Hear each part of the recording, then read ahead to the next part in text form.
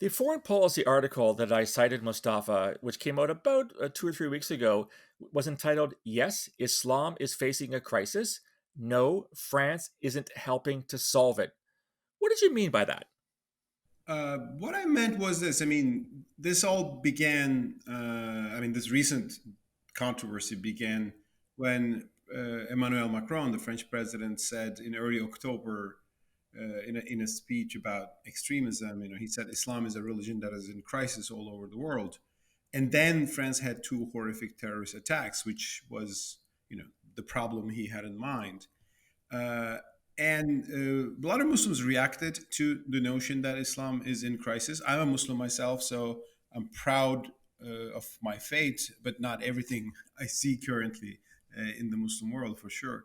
I said I wanted to write an article saying, yeah, let's be honest. I mean, there is a crisis of our religion. Our religion is facing a crisis.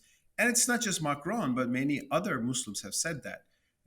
Iraqi statesman Ali Allawi wrote a book, The Crisis of the Islamic Civilization. Similar terms have been used. We're in difficult times. We are facing turmoil. Of course, the nature of this crisis will be interpreted quite differently for the people that you rightly called Islamists. The crisis is because Muslims have given up too much of their tradition and bought into Western ideas. So that is the crisis. Whereas others would say the crisis is because there are interpretations. My understanding of the so-called crisis is that there are interpretations of Islam today in the world that generate violence or authoritarianism or oppression in the name of Islam.